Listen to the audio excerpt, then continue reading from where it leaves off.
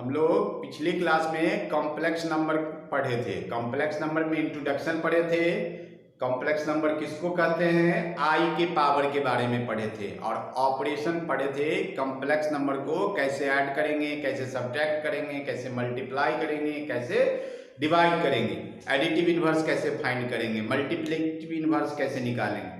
आज हम लोग क्या पढ़ेंगे, मॉडुलस कैसे निकालेंगे, कंजुगेट कैसे निकालेंगे, पोलर फॉर्म में कैसे रिप्रेजेंट करेंगे। तो सबसे पहले conjugate of complex number, conjugate of complex number.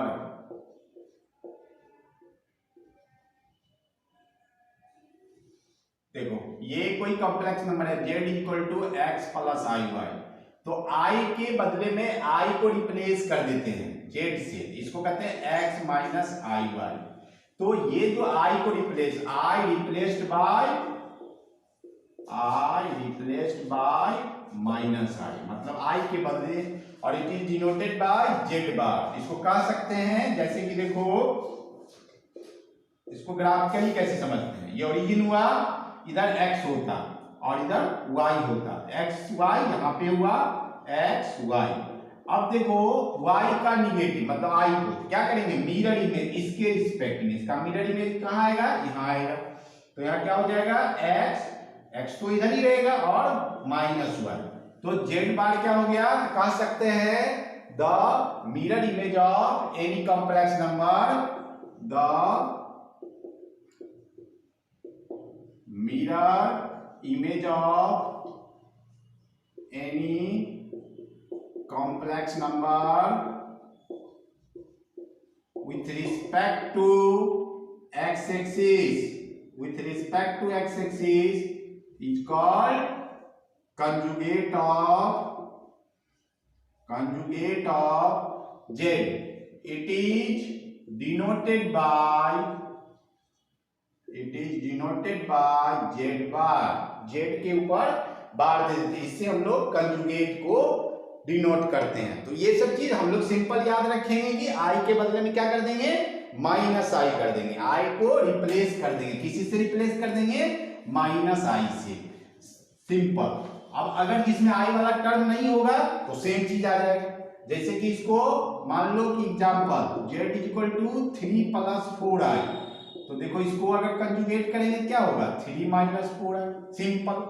अब देखो दूसरा एग्जांपल, अगर z इक्वल टू केवल 4i है तो इसका z कंजुगेट क्या होगा, माइनस 4i।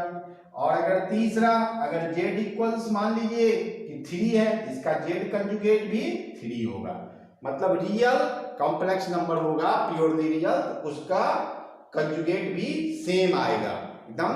अब देखो अगर इस फॉर्म में, जैसे कि कल हम लोग सीखे थे एडिशन, जैसे इसका निकालना होगा, ये z equal to 2 plus 3i plus 4 plus i।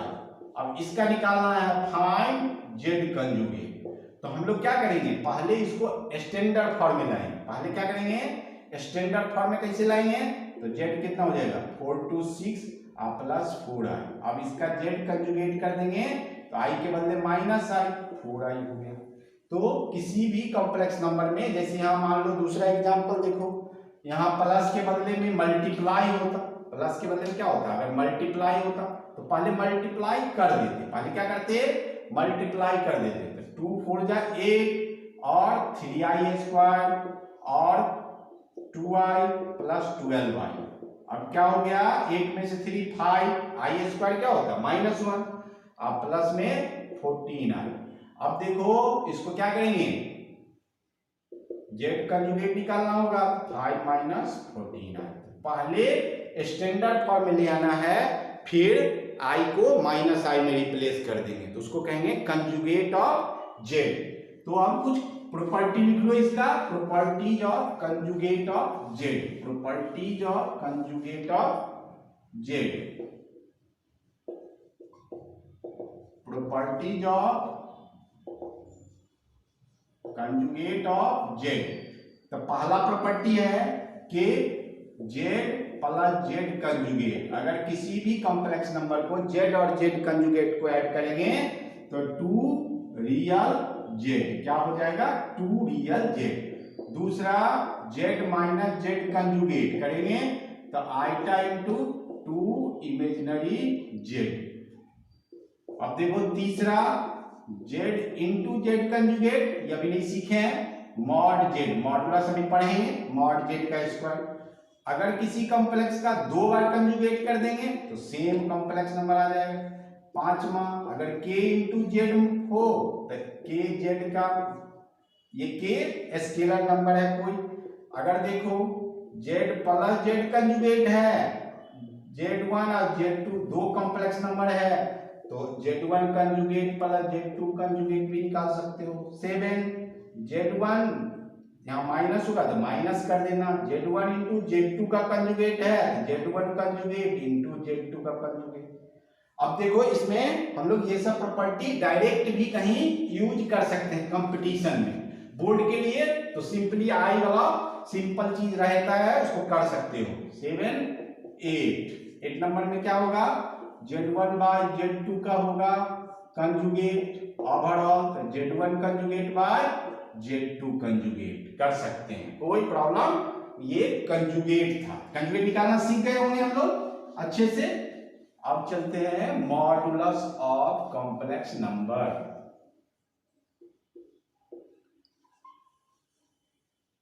Modulus of complex number, modulus कैसे निकालते हैं तो देखो इसको कहते हैं हम लोग, ये एक्स वाई एक्सिस, ये एक्स एक्सिस, इस डायग्राम को कहते हैं आर्गन प्लेन, जहां पे ये ग्राफिकली दिखाते हैं कॉम्प्लेक्स नंबर को, इसको कहते हैं रियल एक्सिस, इसको कहते हैं रियल एक्सिस और इसको कहते हैं इमेजिनरी एक्सिस, इमेजिनरी एक्सिस। अब देखो रियल एक्सिस इमेजिनरी एक्सिस, अब p x plus i Y है ना, तो हम लोग को ओरिजिन से जो इसका डिस्टेंस होगा ये होगा y, ये होगा x, इसका कोऑर्डिनेट एक्स वाई है, पढ़े होंगे 10th क्लास में, तो ये डिस्टेंस x होता और ये डिस्टेंस y होता, तो ये निकालेंगे तो कैसे निकलेगा x square plus y square, तो इसको कहते हैं मॉडुलस ऑफ जेड। किसको कहेंगे modulus, the distance between origin to any complex number is called modulus of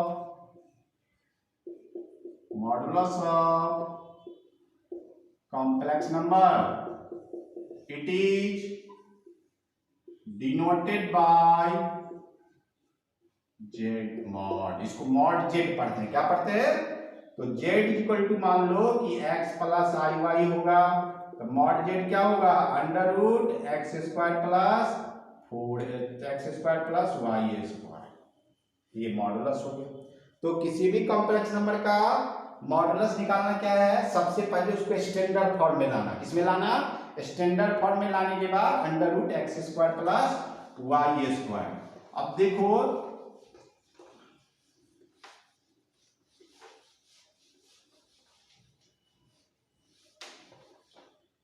जैसे देखो z एग्जांपल देखो, जैसे z equal to 3 plus 4i, mod z निकालना है तो मॉड z क्या होगा under root 3 square plus 4 square, तो कितना हो गया 5। अब देखो इसमें अगर दूसरा एग्जांपल, अगर z equal to 3 minus 4i है, इसका भी मॉड z निकालेंगे तो सेम चीज आएगा 3 स्क्वायर प्लस 4 स्क्वायर ही आएगा। अब देखो अगर मल्टीप्लाई में होगा, दो कॉम्प्लेक्स नंबर अगर मल्टीप्लाई में होगा, क्या होगा मल्टीप्लाई में, तब कैसे निकालेंगे, जैसे कि z if z equal to 2 plus 3i और 4 plus i, find mod z। तो क्या करेंगे सबसे पहले इसको स्टैंडर्ड फॉर्म में लाएंगे। स्टैंडर्ड फॉर्म क्या होता है a प्लस आई बी के फॉर्म में 4 प्लस i। अब देखो इसको मल्टीप्लाई कर देते हैं, 4 2 जा कितना 8 और प्लस कितना 3i स्क्वायर और प्लस में 2i प्लस में 12i, अब प्लस में 3i²। अब देखो यहाँ पे तो लिख दिए थे 3i², ये कितना हो गया 8 - 3 5 और 2 + 12 कितना हो जाएगा 2 + 12 14i। आप देख सकते हो मॉड z कितना आएगा 5 का स्क्वायर प्लस 14 का स्क्वायर। तो कभी भी कोई भी कॉम्प्लेक्स नंबर दिया हो मॉडुलस अगर निकालना हो तो सबसे पहले स्टैंडर्ड फॉर्म में लाएंगे। किस में लाएंगे स्टैंडर्ड फॉर्म में। अब इसका प्रॉपर्टी लिख लूं, properties of modulus of complex number, properties of modulus of complex number. पहला z का मॉड, z कंजुगेट का मॉड माइनस z का मॉड माइनस z कंजुगेट, सभी का मॉड एक जैसा ही आएगा। क्या आएगा एक जैसा ही आएगा। k into mod z, k mod z, z into z conjugate वहां भी बताए थे mod z²। Fourth z1 into z2 का मॉड z1 मॉड z2। अगर z1 पॉन z2 का mod z1 bye mod z2। Sorry, अब देखो नेक्स्ट इसका प्रॉपर्टी जो इंपॉर्टेंट है कंपटीशन के लिए। कंपटीशन में इससे क्वेश्चंस आते हैं मॉडुलस से।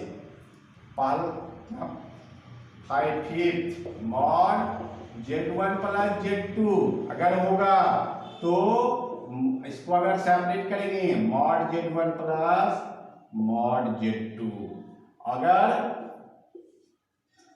z1 माइनस z2 ये ग्रेटर होगा mod z1 minus mod z2। अब देखो इसका यूज कब करेंगे जब आपको ग्रेटेस्ट वैल्यू निकालना हो तो इसका करेंगे, लीस्ट वैल्यू निकालना हो इसका यूज करेंगे 6th का। और ये सब इसका मॉडुलस का प्रॉपर्टी है। क्लियर, सबको याद रहेगा।